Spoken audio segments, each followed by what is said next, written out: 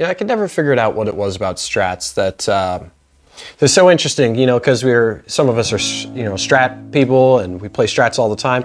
But as much as we're Strat people, the first thing we do is we take it apart and we modify it. It never fails.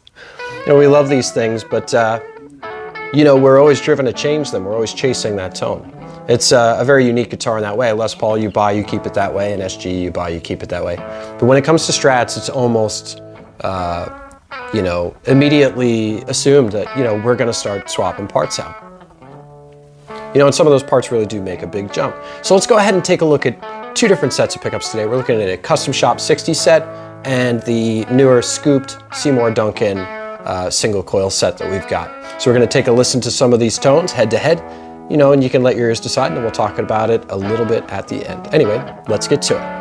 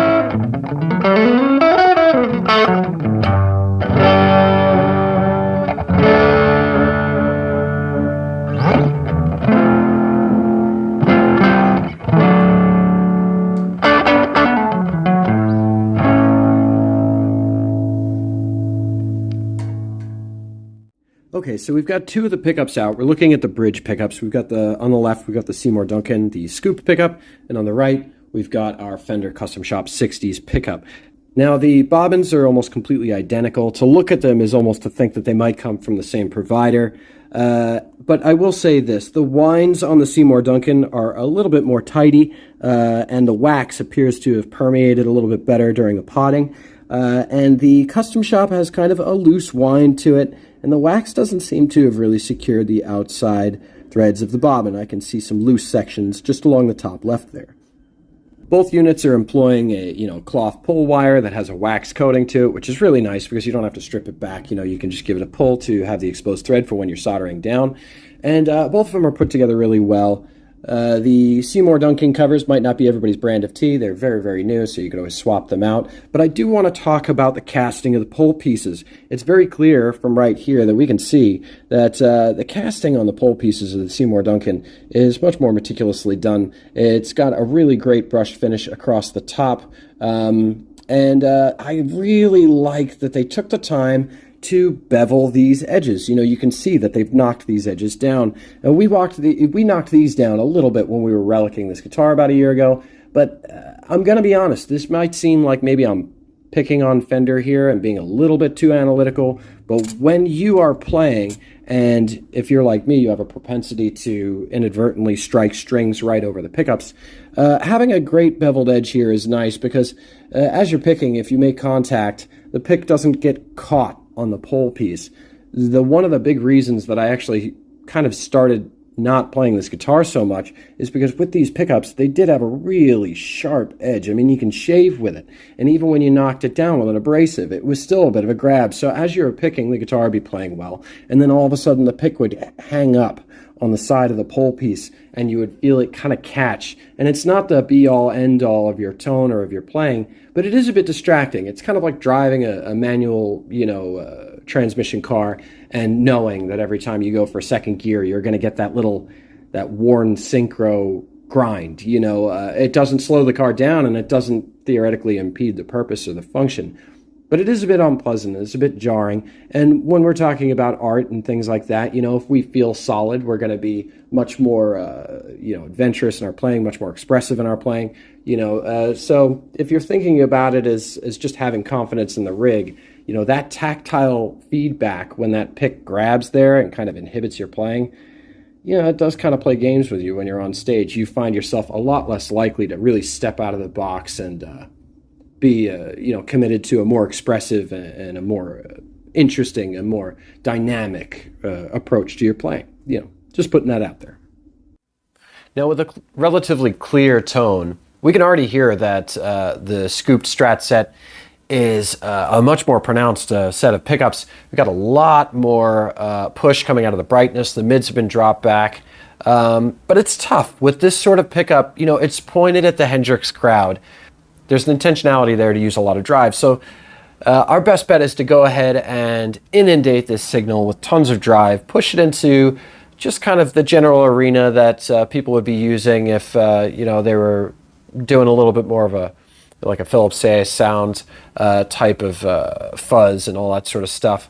Especially because, with Strat pickups, it's tricky. If they're wound too hot, when you do load them with fuzz, they become overwhelmed and rounded off, and you lose a lot of the pronounced tonality there, and it starts to become kind of anonymous. And that's what I was finding with the Fender Custom Shop 60s, that they really got overwhelmed very, very easily, and the settings on the rig that I have, my amp and my pedals and all this sort of stuff, just really weren't applicable. I had to keep it super, super light. So let's go ahead and load up the signal to the point where somebody might be more likely to be doing a cover of Voodoo Child or something like that, and see if the guitar can now handle it a little bit better than it used to before.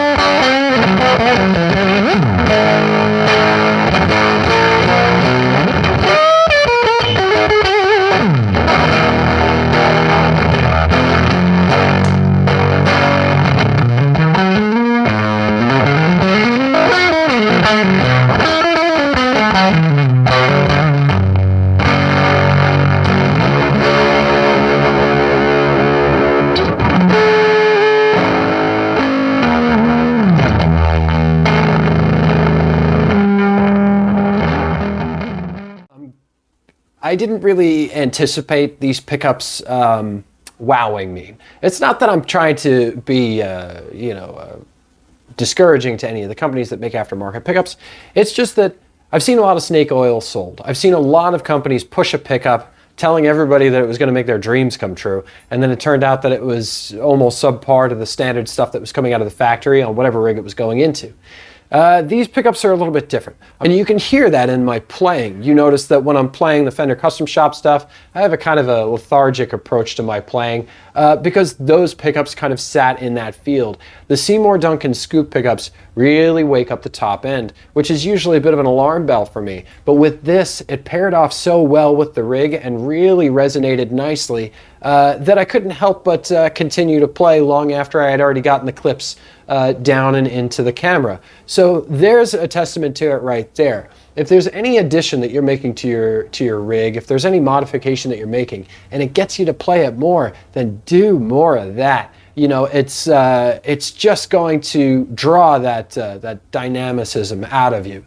So it's something to consider. Now, I'm not saying that these are right for everybody. I am saying that I do appreciate that the way that they are voiced is in such a way that when you do inundate the signal very, very heavily, that it stays intact. It still has a great resonance to it. It still carries the tone. It doesn't obliterate the sound so completely that you're just throwing noise out there. It's it's got a great lower side, powerful rumble that with the mids being slightly suppressed, the tops pop up and it doesn't get all rounded off when you inundate it with a signal. And when you're playing it clean, it's really nice too. It brings out a couple of frequencies in the top end, especially when you're pairing sympathetic notes that really pop and just got a bit of a sparkle to it. So not too bad. Anyway, hope you guys dug the vid. It was a lot of fun with me, especially because I got to take apart the guitar and I really like the way it sounds now. I'm far more likely to go back to that Strat, and I really have been staying away from the Strat for quite a while. Now, for those of you who are staying tuned exclusively for our Mustang giveaway, today's the day. We're going to use a randomizer number to go ahead and generate a number. We're going to use that number to correlate to your comment on that particular thread, and if your number comes up, bam, you're the winner. Okay, so we're going to go ahead and roll that right about now.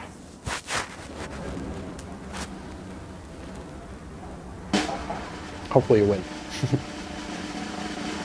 Okay, so got a number. We got number 31, and according to my list, it looks like our viewer T-Chad is going to be going ahead and getting a Squire Mustang this holiday season. So stay tuned, man. I am going to go ahead and get in contact with you as quick as I can. I'll send you a message and we'll arrange to have all the details laid out. But in the meantime, give me a day or two to box this thing up. We'll send it off to you. And you, my friend, number 31, are getting a new guitar for this holiday season. I hope you enjoy it. It was a lot of fun to build. Now, just real quick, for those of you guys who have not, unfortunately, won this time around, don't sweat it. because I've kind of had this idea where I want to be doing this more than just once a year, and I definitely need to be at least doing it during the holidays. It's so much fun to just build stuff when you're really off the chain and you can do whatever you want, especially because, you know, it's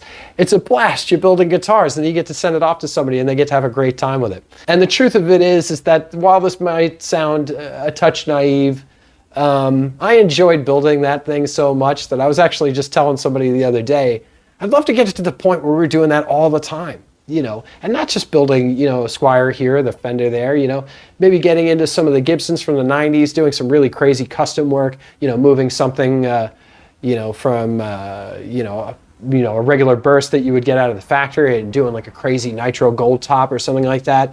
You know, just kind of all these ideas that are popping through my head because, you know, the only thing as fun as playing guitars is building them. So if I could do both, I'm not going to complain about it. Anyway, thank you guys so much for watching. Thank you guys who entered, and stay tuned. I really appreciate you guys tuning in. I love that with your guys' assistance and Jamie Boy's assistance here, that I get to do this. It's just, you know, I'm reluctant to say it in this way all the time, but it is a bit of a dream come true. Look at this boy. He has been busy freaking out all day, being a total jerk. Whoop. You gonna throw up? No? Okay, good. He's a good boy. Anyway, see you guys next week.